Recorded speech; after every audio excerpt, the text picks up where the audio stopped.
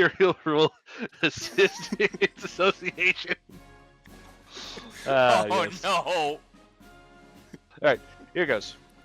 The High Treason Incident, or Taigyaku Jiken, also known as the Kotoku Incident, or Kotoku Jiken, was a socialist anarchist plot to assassinate the Japanese Emperor Meiji in 1910, leading to a mass arrest of leftists as well as the execution of 12 alleged conspirators in 1911.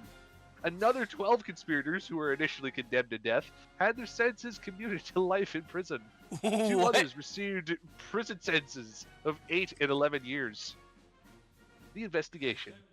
On May 20th of 1910, the police searched the room of Miyashita Takichi, 1875 to 1911, a young lumber mill employee in Nagano Prefecture, and found materials which could be used to construct bombs.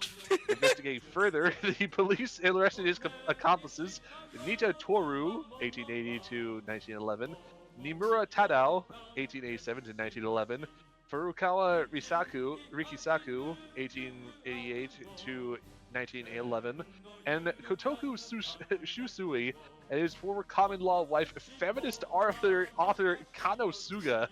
Upon questioning, the police discovered what the prosecutor's office regarded as a nationwide conspiracy against the Japanese monarchy.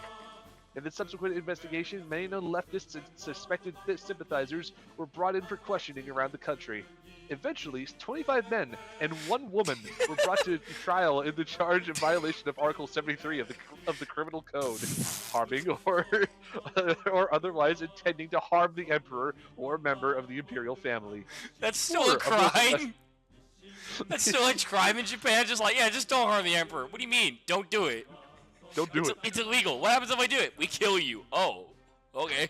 4 of those arrested were Buddhist monks. The case was tried in a closed court, and the prosecutor was Hiranuma Kichiro. Evidence against the defendants was mainly circumstantial. Nonetheless, 24 of the 26 defendants were sentenced to death by hanging on 18th January 1911, and the remaining 2 defendants were sentenced to 8 years and 11 years each for violation of explosives ordinances.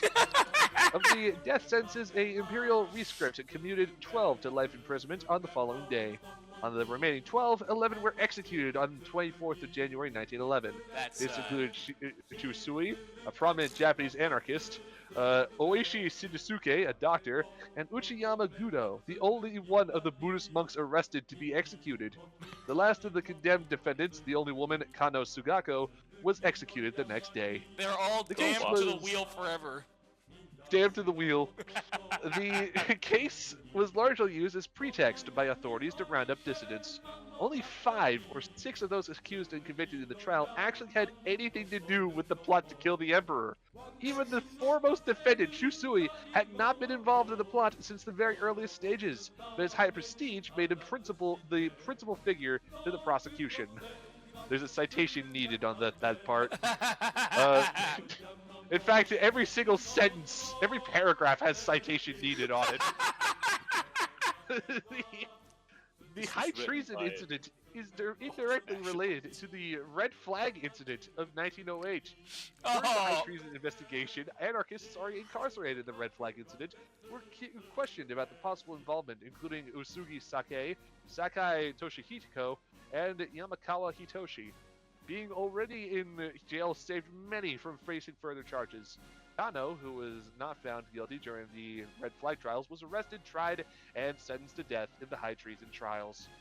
The aftermath. The high treason incident created a shift in the intellectual environment of the late Meiji period towards more control and heightened repression for ideologies deemed potentially subversive. It was often cited as one of the factors leading to the promulgation of the peace preservation laws. A plea for the trial was submitted at the end of the Second World War, but was turned down by the Supreme Court in '67. And speaking of the Red Flag incident, what's that all about? Let's hear it.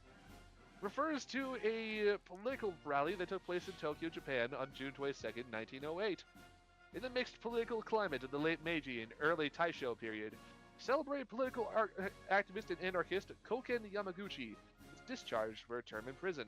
His release was met by a crowd waving red flags carrying anarchist communist slogans such as Museifu Kyosan, or anarcho-communism, and Kakume, revolution, and a chorus of communist songs.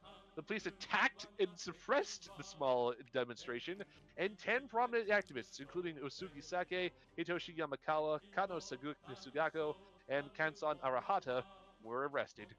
In later trials, most of the arrested were found guilty and received sentences of 1 year or more, with Osugi receiving the longest prison term of 2.5 years. Although a relatively minor incident in the complicated history of Meiji politics, it gained notability later when the incarceration of certain participants in the rally, including Osugi, Yamakawa, and Narahata, protected them from being involved in much more prominent crackdown. The high treason incident, which we just covered, which resulted in a number of activists being sentenced to death.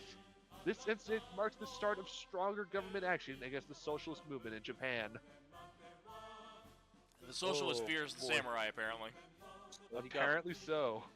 he got beat up for getting released from prison That's horrible. Yeah. and then Oh. got sentenced to prison Next for up. getting released. Ooh, this was related to Korea. Oh boy, The, Oh no. That's not good. The Sakura Damon incident of 1932 was an unsuccessful assassination attempt against, Japanese Emperor Hirohito on January 8th, 1932, oh And the- no. at the Gate Sakura Damon in Tokyo, Empire of Japan.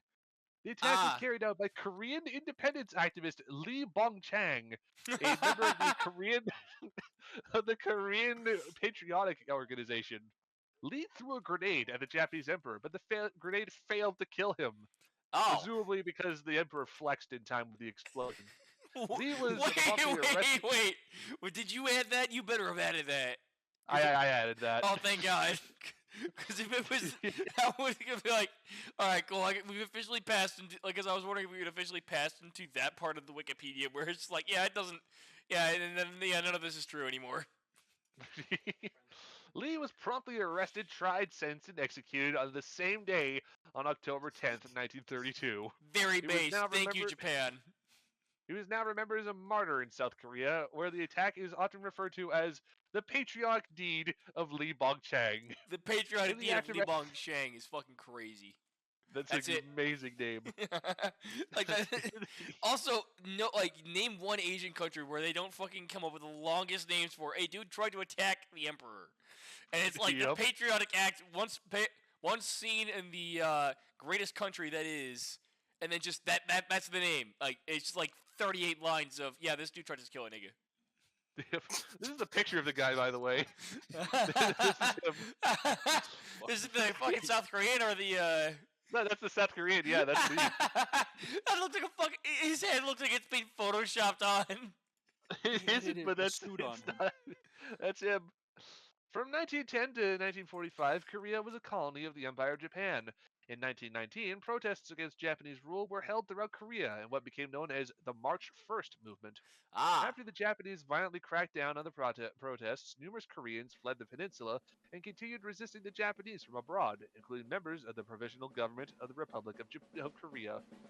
Japan began to create pretexts to invade Manchuria in northeast China in 1931. In the July 31 Wan Haoshan incident, it sensationalized a minor dispute between Chinese and Korean farmers in order to stir up anti-Chinese sentiment in Korea and Japan. This even led to violent clashes between Koreans and Chinese in their respective countries. On September 18, 1931, the Empire of Japan staged the Liu Xiaohao incident, bombing of a Manchu railroad, and Mukden incident, which created anti-Japanese sentiment amongst the Chinese. Lee Bong-chang, from 1900 to 1932, was an ethnic Korean born in Korea who lived in Japan between 25 and 30. When he first arrived in Japan, Lee saw himself as a new Japanese and hoped to fit in. He adopted a Japanese name and eventually learned to pass on it as a Japanese person. At some point, he was arrested and detained for 11 days because he had a letter from a childhood friend written in Korean in his pocket. Why? The experience shocked him and somewhat soured him on trying to fit in. He continued to work in Japan, but after another incident where he watched a Korean being publicly shamed for being unable to speak Japanese fluently, he decided to join the Korean independence movement. Oh In late- no.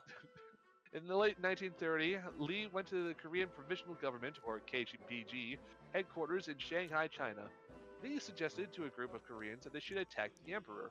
Overhearing this conversation, Kim Koo, a prominent leader in the KPG, took KPG. Lee at his word. I thought for a second you said the KGB, and I'm like, what? KGB. Okay, cool. You're like, KGB's hold up, involved. what? Of course, the KGB's fucking involved. They're always fucking involved. Of course. Took Lee at his word and recruited him for the attack. To this end, he created the Korean Patriotic Organization, or KPO, a militia wing of the KPG.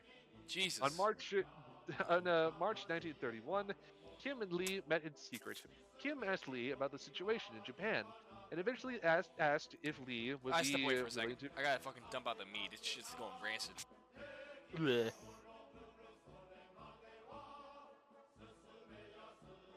Oh man. Yeah, let's just kill the Emperor, bro. Let's just kill the Emperor, bro. Yeah. I'm gonna make you the boss of my new, like, fucking paramilitary force. Who the fuck starts a conversation like that? I just sat down. I just wanted to kill the Emperor, bro. What are you talking about?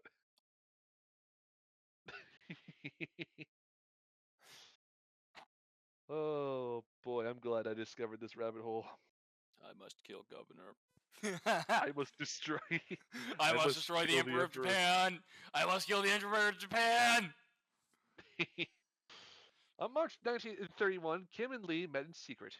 Kim asked Lee about the situation in Japan, and eventually asked if Lee would be willing to return to Japan to assassinate the emperor. Lee agreed enthusiastically.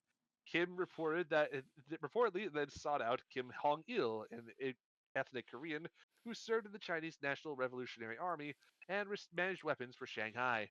Together, they theorized that the emperor would be about 100 meters away from a crowd in public appearances, and that they should use a lighter grenade that could be thrown farther at the cost of a weaker explosion. Preparation for the attack happened slowly. The KPG was plagued with infighting and poor funding throughout its history.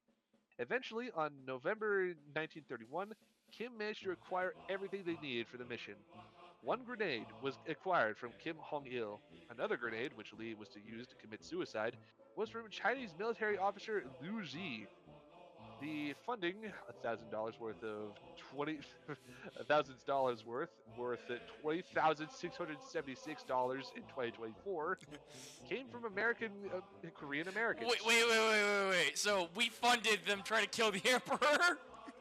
Yeah, bro. We just gave him $1,000 and said, "Here, bro, take this pineapple." At a KPG meeting on December 6th, Kim announced the goal of his mission. The struggle. At a KPG meeting on December 6th, Kim announced the goal of his mission and asked for approval. KPG leaders such as Jo Sang-ung and Kim Cho-il were reportedly aghast at the plan and initially rejected it because they found the mission too expensive and unlikely to succeed. Did you guys just get a bunch of fucking American money? You don't care about the expenses. The expenses don't give me that shit. At this rate, man. But because everything was already prepared, they eventually relented. On December 13th, Lord Lee swore an oath to make the attack on the Japanese emperor, then took a now famous photo with the grenades and his written oath. Wait a minute, that's the grenades? And Those it are is the grenades, what the fuck? What the fuck? That's not a real photo. It looks photoshopped. His face looks like it was real. His face looks like it was edited on. How the fuck do you do that, real. Lee?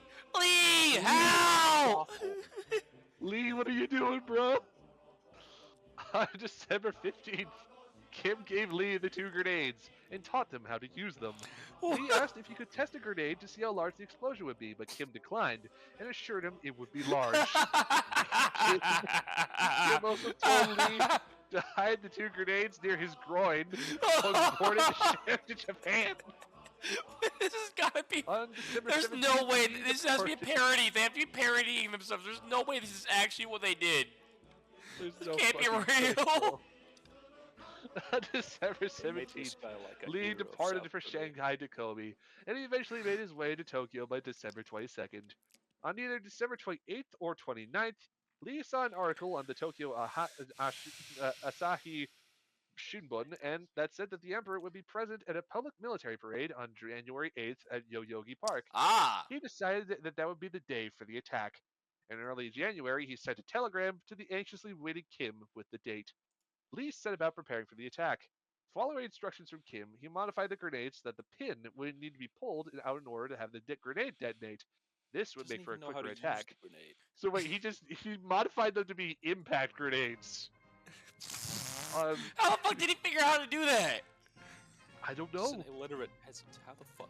How did he pull this off? On January 6th, he toured the parade venue in advance. He realized that the venue was so large that he wouldn't be able to get close enough for the attack. He changed plans and decided to attack from the road, where the Emperor was moving. During this time, Why couldn't he you just obtained gone back to the business fucking throwable grenades, Lee? Just throw them again. Go back to throwing them. Around this time, You literally got grenades that were lighter and exploded less because you wanted to be able to throw them easier. Now you're having to duct tape them into your balls and hope that the impact grenades are big enough to kill him. Yep. Around this time, he obtained the business card of a military police officer, which later proved crucial to the attack. At 8:50, oh, here we go. Here's the assassination attempt. Alright. At 8:50 a.m. on January 8th, 1932, Lee arrived at Harajuku Station. He ate breakfast and inspected the area. He found security to be too tight there, so he took the Tokyo subway to Yotsuya. There, he overheard a newspaper boy saying that the emperor would not pass through the area, but that he would pass through Akasaka Mitsuke.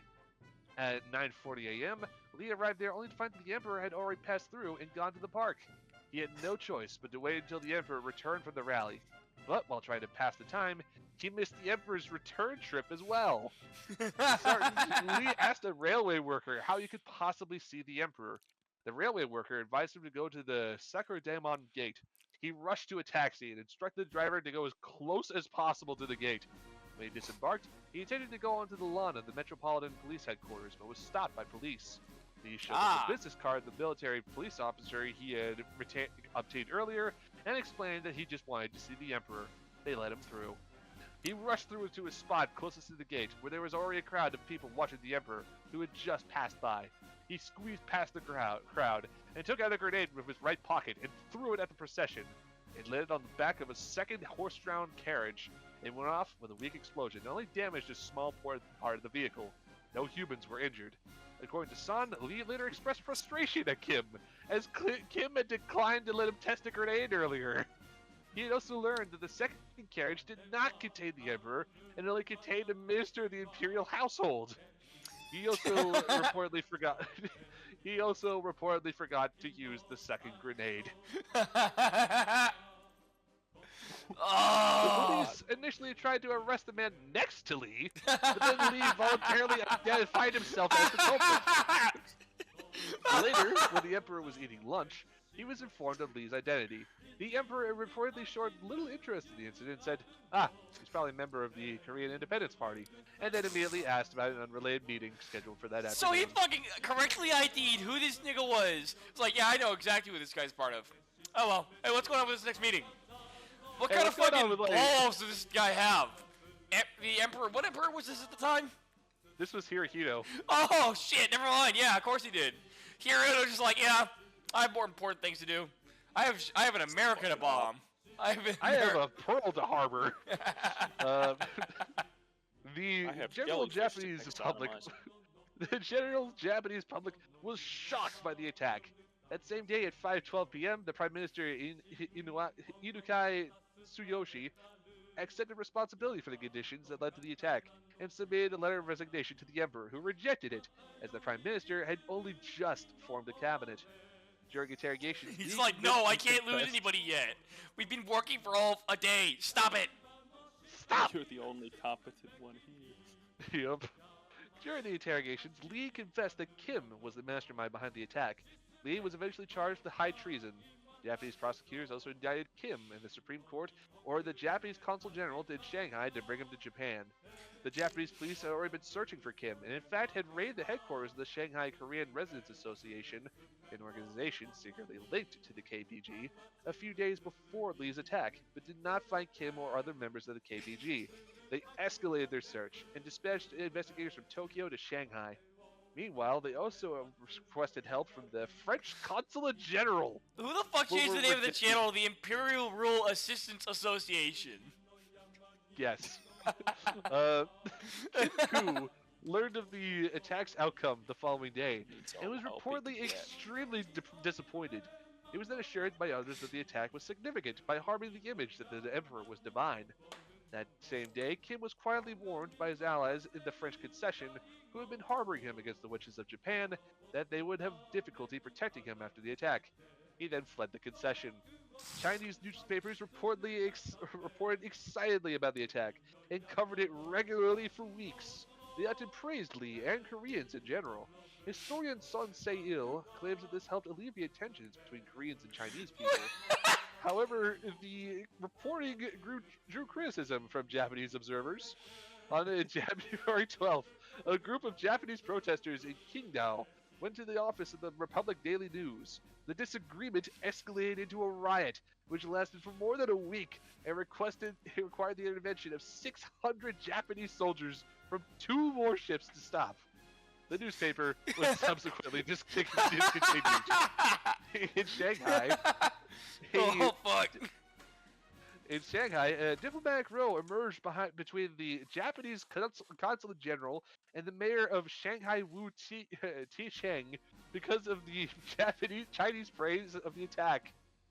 That day, the KPG held an emergency cabinet meeting where they agreed to have Kim's Korea Independence Party, or KIP, publicly accept responsibility for the attack.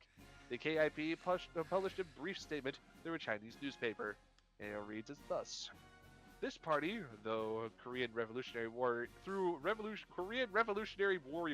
Lee Bong-chang's lightning attack and the Japanese emperor, respectively wishes the oppressed people of the world best wishes in the new year.